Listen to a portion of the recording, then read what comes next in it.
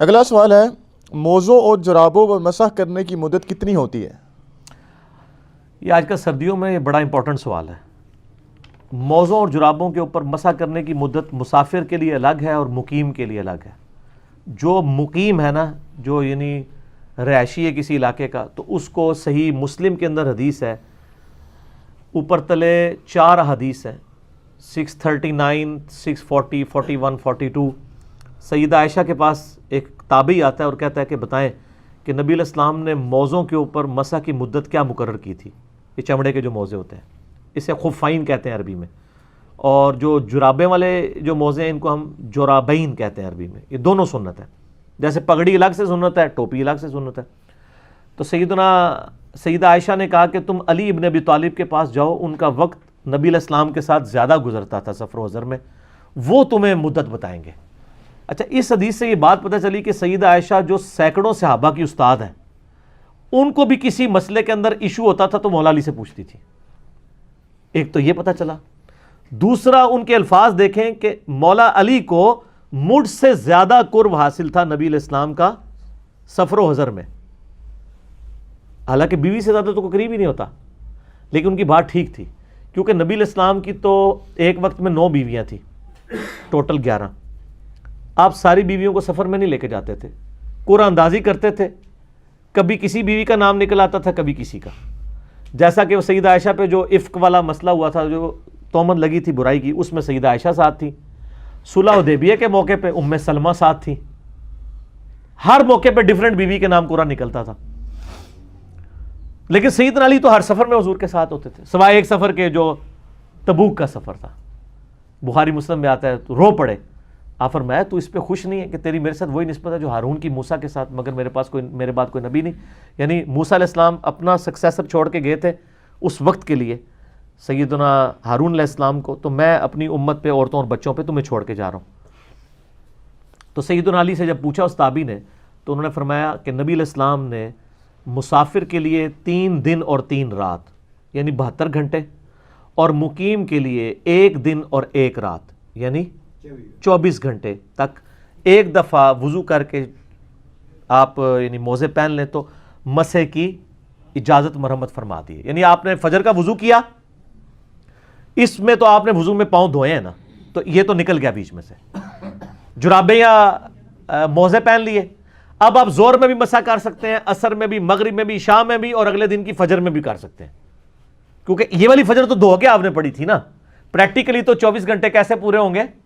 یعنی وہ 5 نمازوں تک ہے کہ زور، عصر، مغرب، عشاء اور اگلی فجر۔ ہاں، فجر کے بعد آپ پھر موزے اتار کے آپ کو، اگر آپ مقیم ہیں، اگر آپ مسافر ہیں، پھر 3 دن 3 رات تک اگر آپ نے اس دوران وضو کرنے کے بعد موزے یا جرابیں نہیں اتاری تو آپ نماز کے لیے مسح کر سکتے ہیں۔ اور اس کا بڑا آسان طریقہ ابو داؤد میں ہے، یہ ہر لوگ اپنے انداز سے بھی مسح کر رہے ہوتے ہیں۔ مسح کا طریقہ یہ ہے کہ جیسے آپ سر کے مسح کے لیے پانی دیتے ہیں نا، تو دائیں ہاتھ میں آپ جرابوں یا موزوں کے مسح کے لیے پانی لیں گے، بائیں ہاتھ پہ اسے گرائیں گے، اور ہاتھ کو یوں کریں گے کہ یہ قطرے سارے ٹپک جائیں، صرف تری رہ جائے۔ سر پہ بھی صرف تری ملنی ہوتی ہے، سر دھونا نہیں ہوتا۔ جب تری رہ جائے نا، تو دایاں جو پاؤں ہیں اس کے اوپر والے حصے کا دائیں ہاتھ سے مسح یوں کرنا ہے، پیرلل میں دونوں، اور بائیں سے بائیں کا۔ بعض اس کے لیے لادہ گیلا کر کے دونوں ہاتھ پہلے ادھر پھیرتے ہیں، پھر ادھر پھیرتے ہیں، نیچے سے بھی اوپر سے بھی۔ وہ تو سیدنا علی کا قول ہے نا ابو داؤد میں کہ اگر دین صرف عقل کی بنیاد پہ ہوتا تو پاؤں کے تلوے کا مسح کیا جاتا، لیکن شریعت حکم کے اوپر چلتی ہے، اس لیے حکم ہمیں یہ ہے کہ اوپر والے حصے کا آپ نے مسح کرنا ہے، دائیں سے دائیں کا، بائیں سے بائیں کا۔ تو یہ سنت ہے، اور یہ تو خفین کی حدیثیں تو بخاری مسلم میں موجود ہیں۔ صحیح مسلم میں ایک حدیث ہے، حضرت مغیرہ ابن شعبہ رضی اللہ تعالیٰ عنہ کہتے ہیں کہ غزوہ تبوک میں نبی علیہ السلام کے ساتھ تھا، ایک موقع پہ میں نے آپ کو وضو کروایا، تو جب میں آپ صلی اللہ علیہ وسلم نے ایک کرتا پہنا ہوا تھا جس کی آستین بڑی تنگ تھی، یعنی ایسے اوپر نہیں ہو سکتی تھی، تو آپ نے اپنی وہ کرتا اتارا یوں کر کے، اور یہاں سے نا یہ بٹن کھول کے یہاں سے بازو نکال کے نا تو وہ دھوئے، اور پھر یہاں پہ بھی بعض کا لوگوں کا تنگ ہوتا ہے نا، تو وہ اتنا ہی دھو لیتے ہیں ایسے کر کے، نہیں سر یہ کونیوں سمیت دھونا ہوتا ہے۔ اور کہتے ہیں جب نبی علیہ السلام کے پاؤں دھونے کی باری آئی تو میں آپ کے موزے اتارنے لگا، تو آپ نے فرمایا کہ اس کو چھوڑ دو، میں نے ان کو پاکی کی حالت میں پہنا تھا، تو آپ نے موزوں کے اوپر یوں مسح کیا۔ یہ مسلم شریف میں حدیث ہے۔ تو مشکات کی پہلی جلد میں یہ ساری حدیث آپ کو مل جائیں گی. اور کہتے ہیں اس کے بعد جب ہم وضو کر کے نماز کے لیے پہنچے تو آگے صحابہ کرام نے پہلی جماعت کھڑی کی ہوئی تھی, کیونکہ نبی علیہ السلام استنجا اور وضو میں لیٹ ہو گئے تھے. صحابہ کرام یہ سمجھے کہ بھئی نماز ہماری عصر کی نماز تھی, قضا نہ ہو جائے, تو مشورہ کر کے انہوں نے عبد الرحمن بن عوف کو مصلی پہ آگے کر دیا. عبد الرحمن بن عوف جو ہے وہ نماز پڑھانا شروع ہو گئے. ایک رکعت ہو گئی, نبی علیہ السلام آگے, صحیح مسلم شریف کی حدیث ہے. تو نبی صلی اللہ علیہ وآلہ وسلم کی آمد کی جب صحابہ کو اندازہ ہوا تو انہوں نے نا تصفیق کرنا شروع کر دی, یوں ایسے, یعنی اشارہ کرنا شروع کر دیا تالی کی آواز سے پتہ چل جائے. حالانکہ بخاری مسلم میں حدیث ہے کہ یہ تصفیق عورتیں کریں گی کیونکہ عورت کی آواز کا پردہ ہے, مردوں نے سبحان اللہ کہہ کے امام کو غلطی پر اطلاع دینی ہے. تو عبد الرحمن بن عوف نے مصلی چھوڑ دیا, نبی علیہ السلام نے فرمایا کہ اپنے مصلی پہ ہی رہو, اشارہ کیا, وہ نماز پڑھاتے رہے. اس طرح کا واقعہ بخاری مسلم میں حضرت ابوبکر کے لیے آتا ہے, تو ان کو بھی نبی علیہ السلام نے کہا مصلی پہ رہو, لیکن وہ نہیں رہے تھے, وہ پیچھے آ گئے. نبی علیہ السلام پھر مصلی پہ گئے, نماز پڑھائی. بعد میں آپ نے فرمایا تمہیں حکم دیا تھا, تو انہوں نے کہا ابو قحافہ کے بیٹے کی کیا مجال کہ رسول اللہ تشریف لے آئیں اور وہ مصلی پہ کھڑا رہے. پھر ابو بکر تو ابو بکر ہے نا جی, ابو بکر کی جگہ کون لے سکتا ہے. عبد الرحمن بن عوف کو جب نبی علیہ السلام نے اشارہ کیا تو انہوں نے بھی صحیح کام کیا, انہوں نے نبی علیہ السلام کا حکم مان لیا, تو وہ نماز پڑھاتے رہے. نبی علیہ السلام کی ایک رکعت رہ گئی تھی, تو حضرت مغیرہ ابن شعبہ کہتے ہیں جب عبد الرحمن بن عوف نے سلام پھیرا تو میں نے اور نبی علیہ السلام نے کھڑے ہو کے اپنی ایک رکعت کو پورا کیا. یہ پوری, اسی پہ میرا ایک کلپ بھی ہے کہ نبی علیہ السلام نے کس صحابی کے پیچھے نماز پڑھی. دنیا میں ایک ہی شخص ہے جس کے پیچھے نبی علیہ السلام نے نماز پڑھی ہے, بلکہ دنیا نہیں سر, اس کائنات میں ایک ہی شخص ایسا ہے جس کے پیچھے کسی نبی نے نماز پڑھی ہو, اور وہ عبد الرحمن بن عوف ہے رضی اللہ تعالیٰ عنہ. حضرت ابوبکر نے تو مصلی چھوڑ دیا تھا, اس لیے ان کے پیچھے نماز نہیں پڑھی, آپ نے خود آ کے مصلی سنبھال دیا. تو یہ ایک ایسا اعزاز ہے جو کسی صحابی کو حاصل نہیں ہے, تو اس میں بھی موجود ہے. پھر جامعہ ترمذی کے اندر آپ کو ایک پورا چیپٹر ملے گا جورابین پہ مسا. اب یہ کیا کرتے ہیں, کہتے ہیں موزے چمڑے کے ہونے چاہیے, چمڑے کے ہونے چاہیے.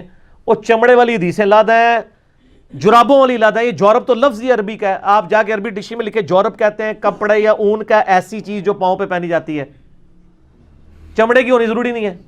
البتہ امام ترمذی نے لکھا ہے کہ وہ جراب موٹی ہونی چاہیے جس سے جسم باہر نہیں ڈھلکے. ہماری جتنی جرابیں یہ موٹی ہوتی ہیں, باریک جراب تو ہم کوئی پہنتے ہیں, وہ عورتیں گرمیوں میں شاید کوئی پہنتی ہیں جس میں جسم نظر آتا ہے, کیونکہ اصل مقصد تو یہ ہے نا کہ جسم ڈھانپا جائے. جو مسلم شریف میں حدیث ہے قرب قیامت میں عورتیں ایسا لباس پہنیں گی کہ جسم ننگی نظر آئیں گی. تو جسم ڈھانپنا ہوتا ہے نا مقصد, پاؤں کی سردی ڈھانپنے کا مقصد ہے نا کہ آپ موٹی جراب ہی پہنے. تو ہماری یہ جرابیں جتنی ہوتی ہیں نا چائنا کی یا پاکستانی, یہ موٹی ہیں, اور ان کے اوپر اگر آپ تری والا ہاتھ رکھیں نا تو پاؤں گیلے نہیں ہوتے. ٹھنڈک ضرور محسوس ہوتی ہے لیکن گیلے نہیں ہوتے ہیں, ٹھیک ہے. اور تری آپ نے وہ بھگو کے نہیں کرنی, میں نے بتایا وہ پوری صرف گیلا ہاتھ رکھنا ہے.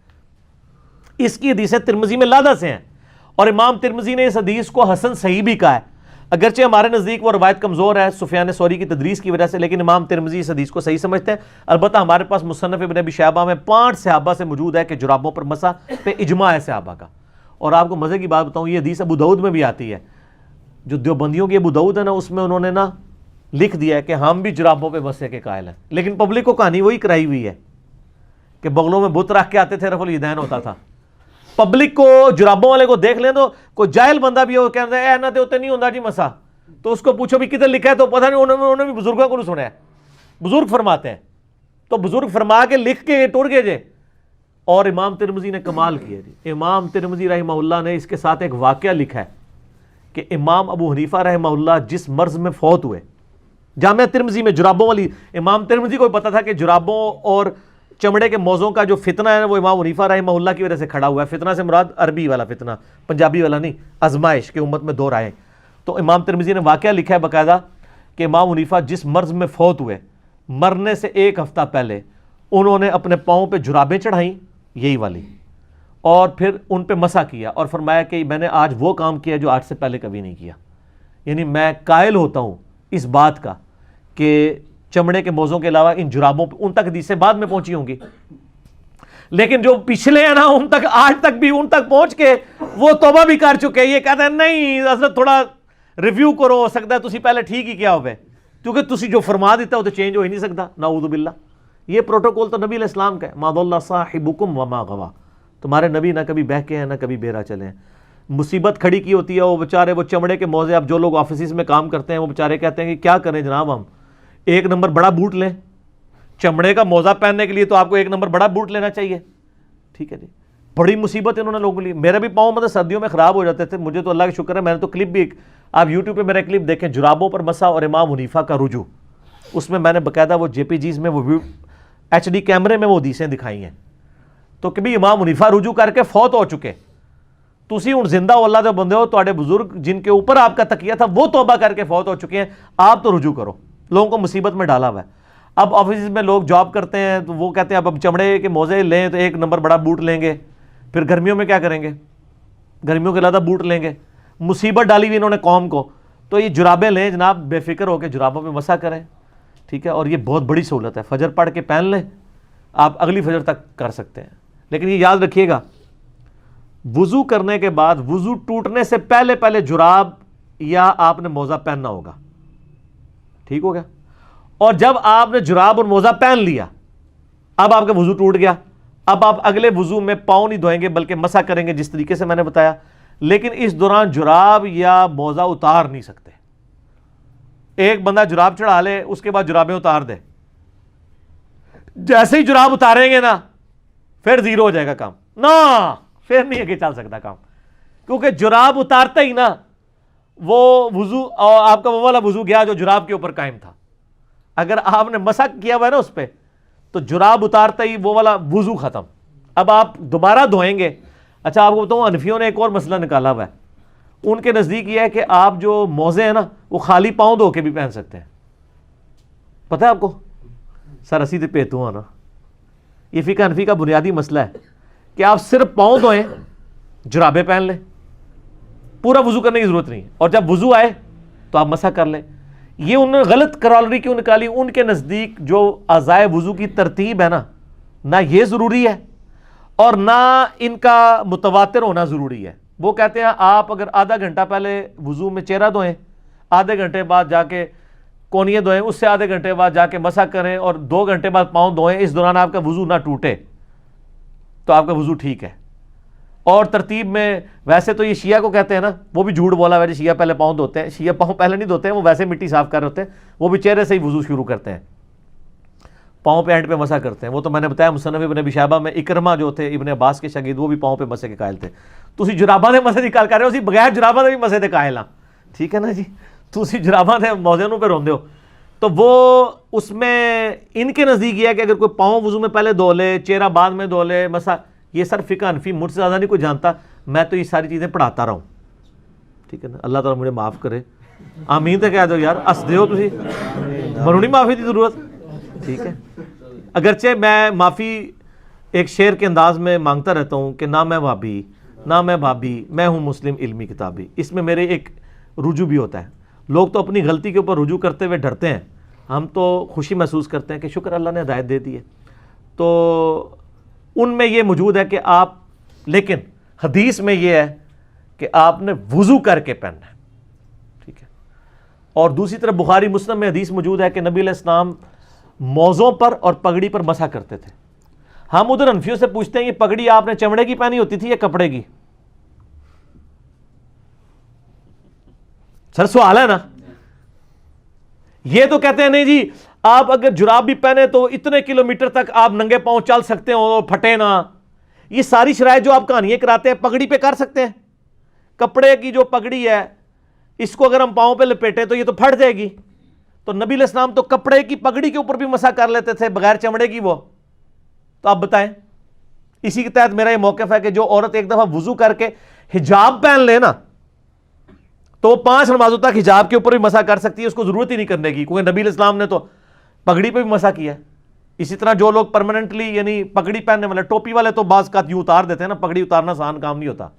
پگڑی جنہوں نے پہنی ہوتی ہے نا وہ پھر پہن ہی رکھتے ہیں پورا دن, وہ بار بار نہیں اتارتے. ٹوپی تو ہے نا کبھی آیا گرمی میں سائڈ پہ رکھ دی, پگڑی تو نہیں اٹھائی ہے, تو ایک پراپر باندھ دی جاتی ہے نا, تو پگڑی کے اوپر آپ مسح کر سکتے ہیں. سر پگڑی کپڑے کی ہو تو مسح ہو سکتا ہے, تو سر چمڑے کے موزوں, چمڑے کی تو نہیں ہوتی, کپڑے کے موزوں کے اوپر کیوں نہیں مسح ہو سکتا, اون کے موزوں کے اوپر کیوں نہیں ہو سکتا؟ امام ترمذی نے باقاعدہ لکھا ہے. اور ہم کہتے ہیں کہ موٹی ہوں جرابیں, اور موٹی وہ آپ والی نہیں ہے. اب وہ کہتے ہیں اتنی موٹی ہوں کہ آپ اس کو پہن کے یہ کوئی امام ترمذی, یہ خود انہوں نے کہانیاں کری ہیں, ਉਹ ਕਦੇ ਕਿਆਮਤ ਤੱਕ ਤੁਹਾਨੂੰ ਜਰਾਬ ਨਹੀਂ ਲੱਭਣੀ ਕਿ ਇੰਨੇ ਕਿਲੋਮੀਟਰ ਤੁਸੀਂ ਪਥਰੀਲੀ ਜ਼ਮੀਨ ਤੇ ਚੱਲਦੇ ਰਹੋ ਫਟਣ ਨਾ, ਉਹ ਤੁਹਾਡੇ ਮੋਢੇ ਵੀ ਫਟ ਜਾਣਗੇ, ٹھیک ہے نا. یہ کوئی شرط نہیں ہے. شریعت نے ایک آسانی دی تھی, آپ نے آسانی امت سے چھین لی ہے, آپ نے کہانیاں بنا دی ہیں.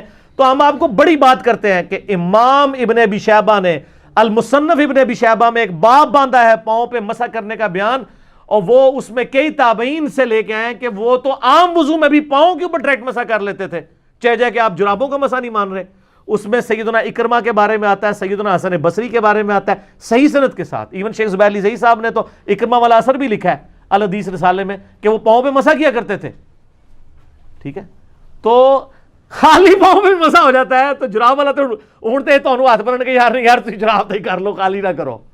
ٹھیک ہے, یہ سر کہانیاں ختم نہ, پرانیاں گلاں ہو گیا. ٹھیک ہو گئی. ہاں اگلا سوال.